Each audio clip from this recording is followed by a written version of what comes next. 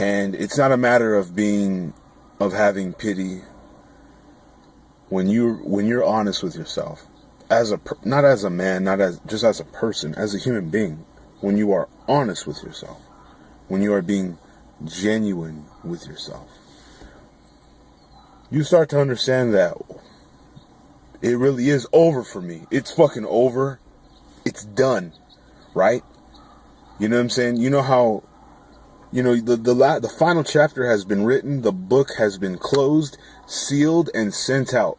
It's done. There's nothing you can do to revise it, to save it. It's over. Some interesting takes from Arthur Schopenhauer on women. One need only look at a woman's shape to discover that she is not intended for either too much mental or too much physical. The greatest sorrows and joys or great exhibition of strength are not a sign. Her life should flow more quietly, more gently, and less obtrusively than man's, without her being essentially happier or unhappier. Quote, women are directly adapted to act as the nurses and educators of our early childhood, for the simple reason that they themselves are childish, foolish, and short-sighted. In a word, are big children all their lives, something intermediate between the child and the man, who is a man in the strict sense of the word. Consider how a young girl will toy day after day with a child, dance with it, and sing to it, and then consider what a man with the very best intentions in the world could do in her place. With girls, nature has had in view what is called in a dramatic sense a striking effect, for she endows them for a few years with a richness of beauty and a fullness of charm at the expense of the rest of their lives, so that they may during these years ensnare the fantasy of a man to such a degree as to make him rush into taking the honorable care of them in some kind of form for a lifetime. A step which would not seem sufficiently justified if he only considered the matter. Accordingly, nature has furnished woman, as she has the rest of her creatures, with the weapons and implements necessary for the protection of her existence and for just the length of time that they will be of service to her.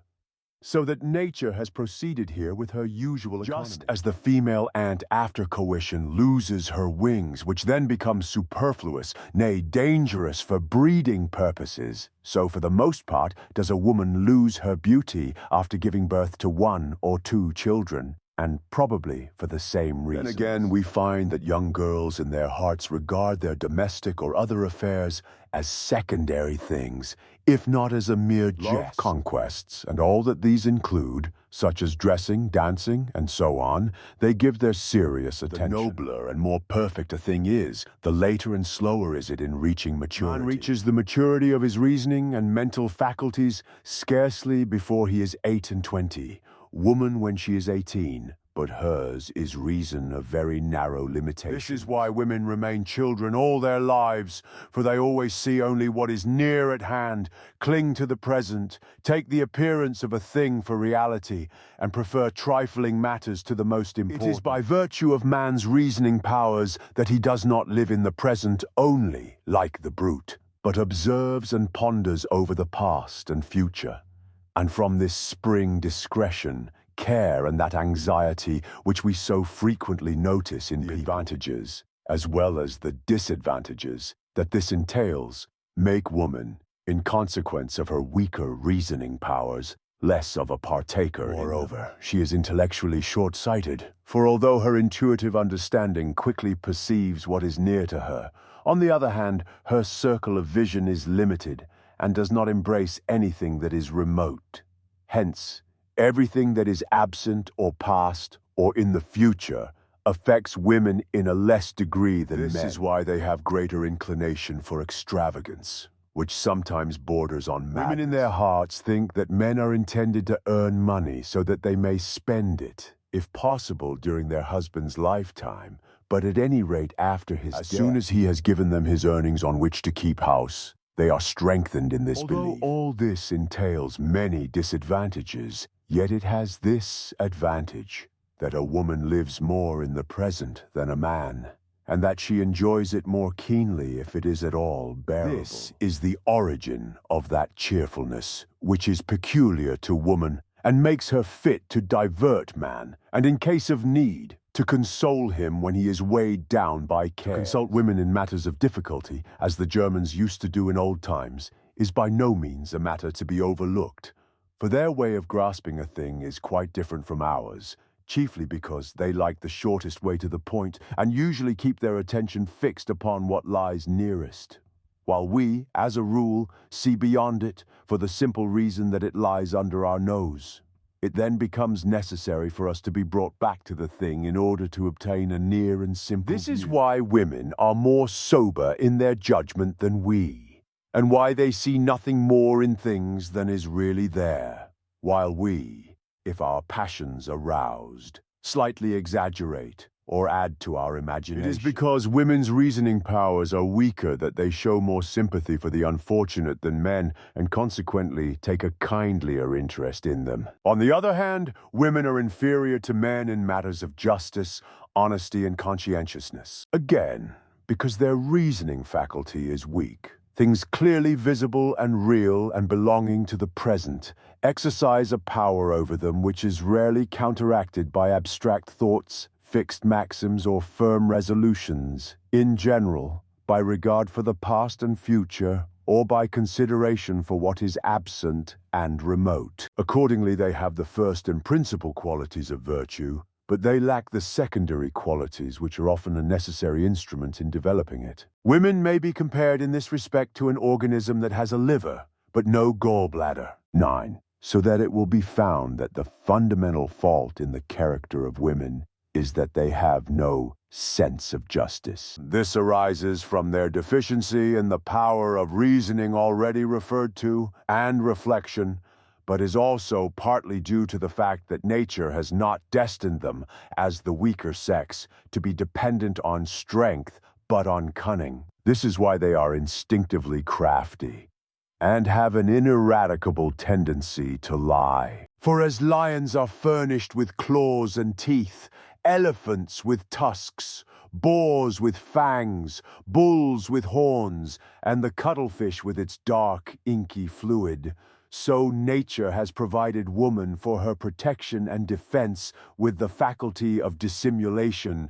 and all the power which nature has given to man in the form of bodily strength and reason has been conferred on woman in this form. Hence, dissimulation is innate in woman, and almost as characteristic of the very stupid as of the clever. Accordingly, it is as natural for women to dissemble at every opportunity as it is for those animals to turn to their weapons when they are attacked, and they feel in doing so that in a certain measure they are only making use of their rights. Therefore, a woman who is perfectly truthful and does not dissemble is perhaps an impossibility. This is why they see through dissimulation in others so easily. Therefore, it is not advisable to attempt it with them. From the fundamental defect that has been stated, and all that it involves, spring falseness, faithlessness, treachery, ungratefulness, and so on. In a court of justice, women are more often found guilty of perjury than men. It is indeed to be generally questioned whether they should be allowed to take an oath at all. From time to time, there are repeated cases everywhere of ladies who want for nothing, secretly pocketing and taking away things from shop counters. Nature has made it the calling of the young, strong, and handsome men to look after the propagation of the human race, so that the species may not degenerate. This is the firm will of nature, and it finds its expression in the passions of women. This law surpasses all others in both age and power. Woe then to the man who sets up rights and interests in such a way as to make them stand in the way of it.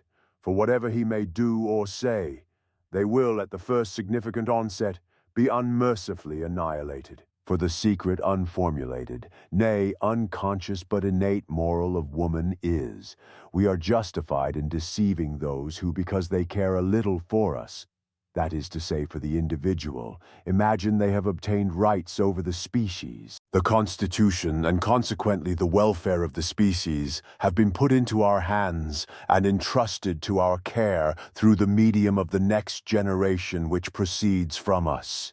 Let us fulfill our duties conscientiously. But women are by no means conscious of this leading principle in abstracto. They are only conscious of it in concreto, and have no other way of expressing it than in the manner in which they act when the opportunity arrives. So that their conscience does not trouble them so much as we imagine. For in the darkest depths of their hearts, they are conscious that in violating their duty towards the individual, they have all the better fulfilled it towards the species, whose claim upon them is infinitely greater. A fuller explanation of this matter may be found in Wallace. Page 44 in my chief work, Die Welt als Wille und Vorstellung. Because women in truth exist entirely for the propagation of the race, and their destiny ends here, they live more for the species than for the individual, and in their hearts take the affairs of the species more seriously than those of the individual. This gives to their whole being and character a certain frivolousness, and altogether a certain tendency which is fundamentally different from that of man. And this it is which develops that discord in married life, which is so prevalent and almost the normal state. It is natural for a feeling of mere indifference to exist between men, but between women it is actual enmity. This is due perhaps to the fact that odium figulinum in the case of men is limited to their everyday affairs, but with women embraces the whole sex, since they have only one kind of business. Even when they meet in the street, they look at each other like Guelphs and Ghibellines. And it is quite evident when two women first make each other's acquaintance that they exhibit more constraint and dissimulation than two men placed in similar circumstances. This is why an exchange of compliments between two women is much more ridiculous than between two men. Further, while a man will, as a rule, address others, even those inferior to himself, with a certain feeling of consideration and humanity, it is unbearable to see how proudly and disdainfully a lady of rank will, for the most part, behave towards one who is in a lower rank, not employed in her service, when she speaks to her. This may be because differences of rank are much more precarious with women than with us, and consequently more quickly change their line of conduct and elevate them, or because while 100 things must be weighed in our case, there is only one to be weighed in theirs, namely, with which man they have found favor. And again, because of the one-sided nature of their vocation, they stand in closer relationship to each other than men do. And so it is they try to render prominent the differences of rank. It is only the man whose intellect is clouded by his sexual instinct that could give that stunted, narrow-shouldered, broad-hipped, and short-legged race the name of the fair sex. For the entire beauty of the sex is based on this instinct. One would be more justified in calling them the unaesthetic sex than the beautiful. Neither for music, nor for poetry, nor for fine art have they any real or true sense and susceptibility, and it is mere mockery on their part, in their desire to please, if they affect any such thing. This makes them incapable of taking a purely objective interest in anything. And the reason for it is, I fancy, as follows. A man strives to get direct mastery over things either by understanding them or by compulsion. But a woman is always and everywhere driven to indirect mastery,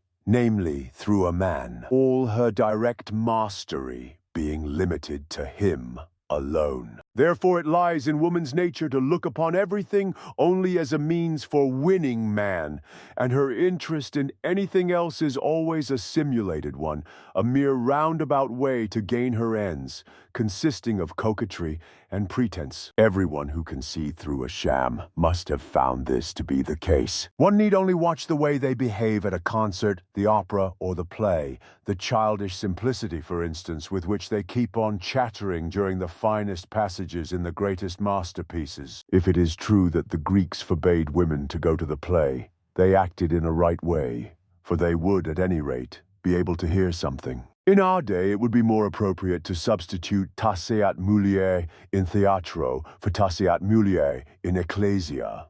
And this might perhaps be put up in big letters on the curtain. Nothing different can be expected of women if it is borne in mind that the most eminent of the whole sex have never accomplished anything in the fine arts that is really great, genuine, and original, or given to the world any kind of work of permanent value. This is most striking in regard to painting, the technique of which is as much within their reach as within ours. This is why they pursue it so industriously. Still, they have not a single great painting to show, for the simple reason that they lack that objectivity of mind, which is precisely what is so directly necessary in painting. They always stick to what is subjective. For this reason, ordinary women have no susceptibility for painting at all, for natura non facet saltum. And Huarte, in his book which has been famous for 300 years, Examen de Ingenios para las Ciencias, contends that women do not possess the higher capacities. Individual and partial exceptions do not alter the matter. Women are and remain, taken altogether, the most thorough and incurable Philistines. And because of the extremely absurd arrangement which allows them to share the position and title of their husbands, they are a constant stimulus to his ignoble ambitions. And further, it is because they are Philistines that modern society, to which they give the tone and where they have sway, has become corrupted. As regards their position, one should be guided by Napoleon's maxim, "Les femmes n'ont pas de rang." And regarding them in other things, Chamfort says very truly, "Elles sont faites pour commercer avec nos faiblesses, avec notre folie, mais non avec notre raison." Il existe entre elles et les hommes des sympathies d'épiderme et très peu de sympathies d'esprit, d'âme et de caractère. They are the sexus sequia, the second sex in every respect. Therefore their weaknesses should be spared. But to treat women with extreme reverence is ridiculous and lowers us in their own eyes. When nature divided the human race into two parts, she did not cut it exactly through the middle. The difference between the positive and negative poles, according to polarity, is not merely qualitative but also quantitative. And it was in this light that the ancients and people of the East regarded woman. They recognized her true position better than we, with our old French ideas of gallantry and absurd veneration, that highest product of Christian Teutonic stupidity. These ideas have only served to make them arrogant and imperious, to such an extent as to remind one at times of the holy apes in Benares, who, in the consciousness of their holiness and inviolability, think they can do anything and everything they please. In the West, the woman, that is to say the lady, finds herself in a false position.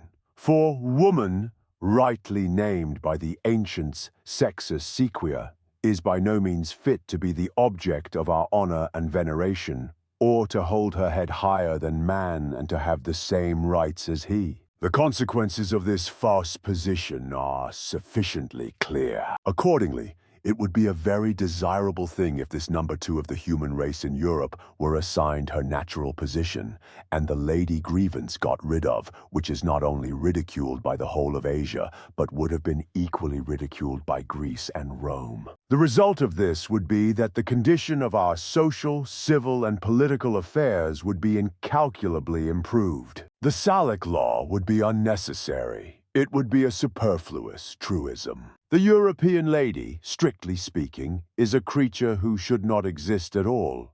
But there ought to be housekeepers and young girls who hope to become such, and they should be brought up not to be arrogant, but to be domesticated and submissive. It is exactly because there are ladies in Europe that women of a lower standing, that is to say, the greater majority of the sex, are much more unhappy than they are in the East. Even Lord Byron says, "Letters and Papers by Thomas Moore, Volena."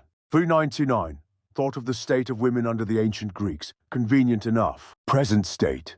A remnant of the barbarism of the chivalric and feudal ages.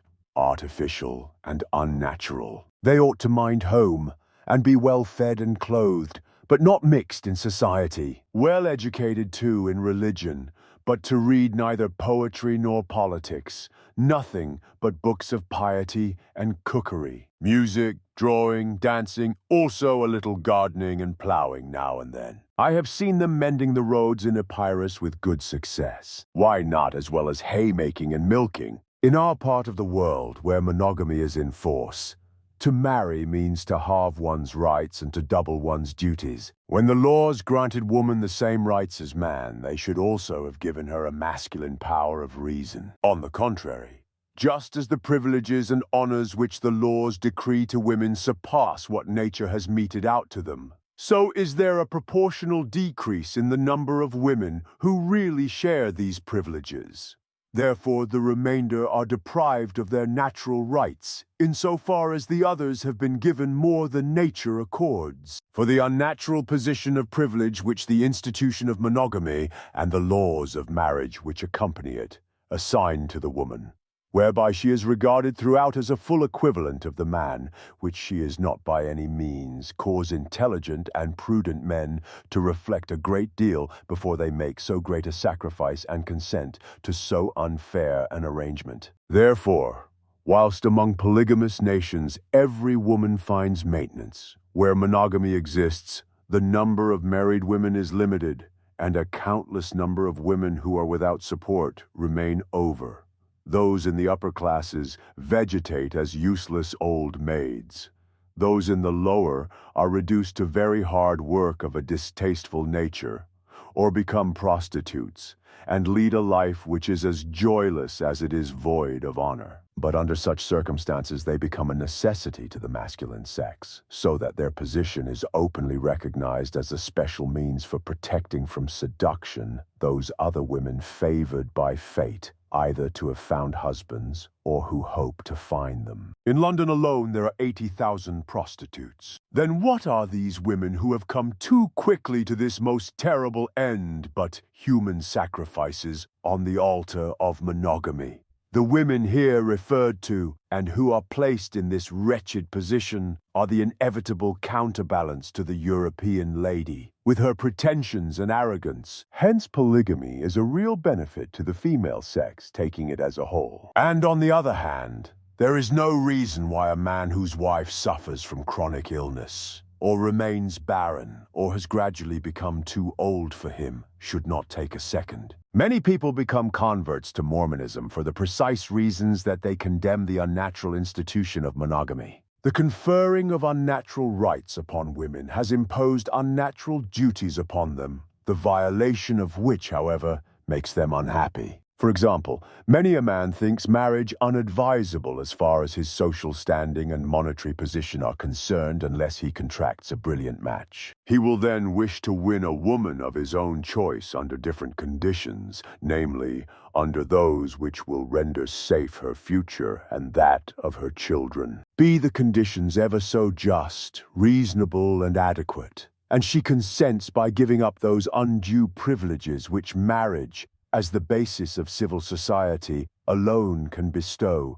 She must to a certain extent lose her honor and lead a life of loneliness, since human nature makes us dependent on the opinion of others in a way that is completely out of proportion to its value. While if the woman does not consent, she runs the risk of being compelled to marry a man she dislikes, or of shriveling up into an old maid, for the time allotted to her to find a home is very short. In view of this side of the institution of monogamy, Thomasius's profoundly learned treatise, De Concubinatu, is well worth reading, for it shows that among all nations and in all ages, down to the Lutheran Reformation, concubinage was allowed. Nay, that it was an institution, in a certain measure even recognized by law and associated with no dishonor. And it held this position until the Lutheran Reformation, when it was recognized as another means for justifying the marriage of the clergy,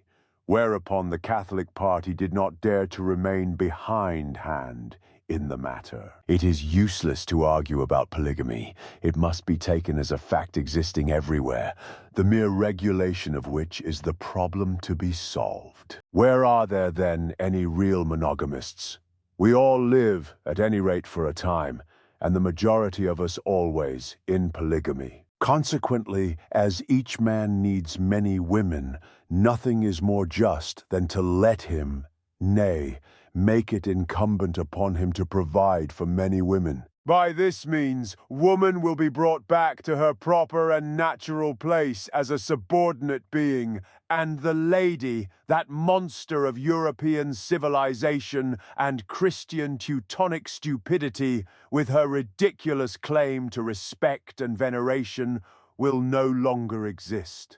There will still be women, but no unhappy women, of whom Europe is at present full. The Mormon's standpoint is right. In India, no woman is ever independent, but each one stands under the control of her father or her husband or brother or son, in accordance with the law of Manu. It is certainly a revolting idea that widows should sacrifice themselves on their husband's dead body. But it is also revolting that the money which the husband has earned by working diligently for all his life in the hope that he was working for his children should be wasted on her paramours. The first love of a mother, as that of animals and men, is purely instinctive and consequently ceases when the child is no longer physically helpless. After that, the first love should be reinstated by a love based on habit and reason, but this often does not appear, especially where the mother has not loved the father. The love of a father for his children is of a different nature and more sincere. It is founded on a recognition of his own inner self in the child, and is therefore metaphysical in its origin. In almost every nation, both of the New and Old World, and even among the Hottentots, property is inherited by the male descendants alone.